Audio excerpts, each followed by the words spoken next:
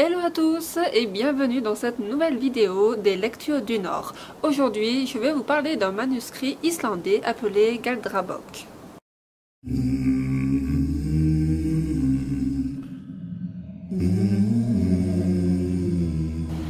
Le Galdrabok, littéralement livre de magie, est un manuscrit islandais écrit entre le XVIe et le XVIIe siècle par 4 auteurs différents. Les 3 premiers auteurs étaient islandais et le 4e était danois. Ce manuscrit est très particulier car, comme son nom l'indique, il est axé sur la magie islandaise. On y trouve une série de 47 sortilèges traitant de divers sujets, amour, chance, protection, mais aussi malédiction. La plupart de ces sorts font appel à des bâtons magiques, c'est-à-dire à des symboles runiques très complexes et pratiquement indéchiffrables. Ils sont généralement accompagnés d'une incantation et d'un dispositif précis. 2 choses sont assez remarquables dans ce manuscrit. La première est l'utilisation des runes et des pratiques païennes au XVIe et XVIIe siècle. Rappelons qu'à cette époque, l'Islande et toute la Scandinavie étaient christianisées depuis plus de 600 ans. Ce genre de manuscrit était donc pas courant. La seconde chose vient justement de l'influence chrétienne. Plus qu'une influence, d'ailleurs, on retrouve des incantations adressées à Marie ou bien aux anges. Parfois même, dans la même phrase, on retrouve le nom d'un ange, de Lucifer et d'Odin. C'est assez déstabilisant d'ailleurs quand on n'est pas averti.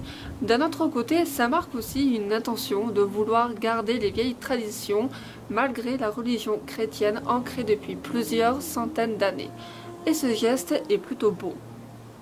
Quoi qu'il en soit, le Galdrabok nous est parvenu jusqu'à aujourd'hui et a été édité en plusieurs langues. Sa toute première publication date de 1921 par Nathan Lindqvist qui fit une traduction en suédois. Puis, une édition anglaise a été publiée en 1989 par Stephen Flowers, plus connu sous le nom de Edred Thorsson, célèbre professeur de runologie. Aujourd'hui, l'édition la plus connue est toujours celle de Edred Thorsson, mais il s'agit d'une seconde édition revisitée et corrigée qui contient de nombreuses notes supplémentaires. Cette édition date de 1995 et a bénéficié de l'aide de Mathias Vidar Simonsson, professeur associé de littérature islandaise. Mais depuis 2020, nous bénéficions également d'une édition française, grâce aux éditions du Monolithe et plus particulièrement grâce à Jérémy Ségouin. Le Galdrabok est disponible avec une traduction et des notes françaises et c'est justement de ce livre que je vais vous parler aujourd'hui. Un petit mot d'abord sur les éditions du Monolithe que j'ai découvert cette année et que je suis vraiment très fière d'avoir découvert. Cette maison d'édition s'efforce de traduire, de présenter et de publier des textes, des manuscrits anciens et rares qui portent généralement sur la magie pratique. Ils ont une collection dédiée aux traditions runiques que je vous invite d'ailleurs à aller découvrir sur leur site internet. Pour ce qui est du livre, il s'agit d'une tradition du Galdrabok. Ce que j'apprécie énormément, vous le voyez, c'est les copies du manuscrit original.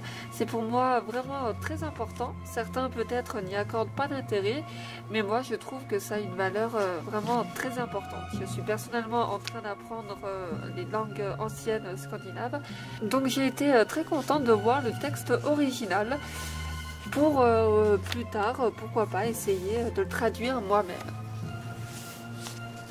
Vous allez le voir, donc l'auteur ne s'est pas contenté du manuscrit. Au début du livre, il y a une présentation du Galdrabok. Donc voilà, on a plusieurs informations.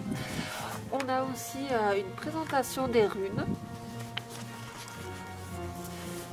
Et donc des runes, des différents futharks et de leur histoire. Donc voilà, c'est vraiment plutôt complet.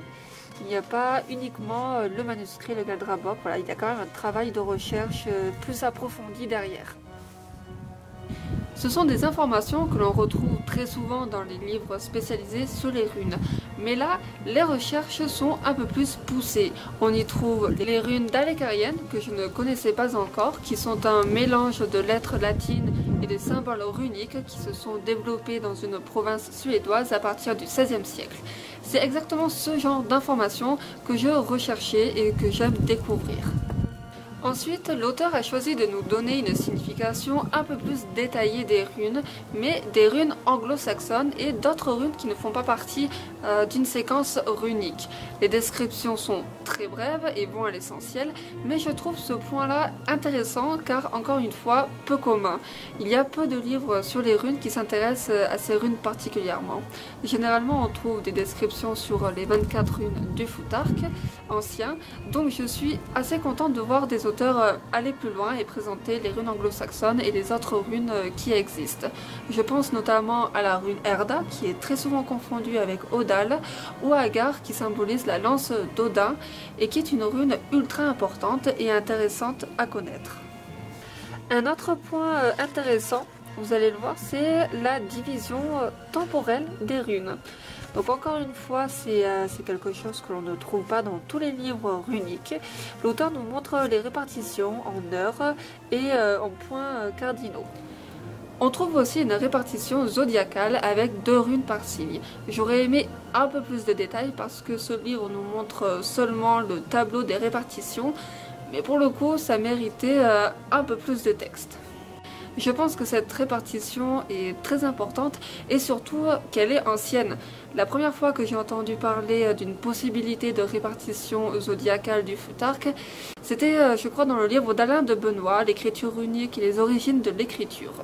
Il y avait fait mention d'une thèse comme quoi le Futhark aurait été dès le départ réparti en fonction des astres et par extension en fonction des signes du zodiaque, d'où le nombre 24 qui est ultra important.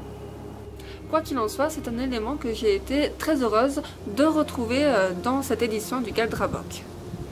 À la fin du livre, l'auteur a également rajouté les brèves définitions des 24 runes du Futhark. Alors oui, ce sont des définitions très basiques, mais personnellement, je ne vais pas acheter le livre pour ça, donc ça ne me perturbe pas. Le gros point positif, comme je l'ai dit, donc c'est vraiment la richesse des symboles que l'on retrouve. Comme je l'ai dit au début, le Galdrabok contient des bâtons runiques, mais ici on trouve davantage de symboles. Voilà, comme par exemple, vous voyez ici l'Aigilshamur, qui est un symbole qui date des années 1600 et qui était porté pour ne pas perdre son chemin. On trouve la signification de divers bâtons magiques qui ne font pas forcément partie du manuscrit original, mais qui appartiennent quand même à la tradition islandaise. D'ailleurs, l'auteur fait une présentation de l'histoire du Galdrastafir et de cette forme de magie particulière qui appartient au folklore scandinave. Donc c'est une forme de magie qui au final est apparue bien après l'ère viking, contrairement à ce que l'on peut croire, et qui tient quand même ses racines d'une influence historique plus ancienne. Pour finir, je dirais que ce livre est très riche en informations culturelles et historiques.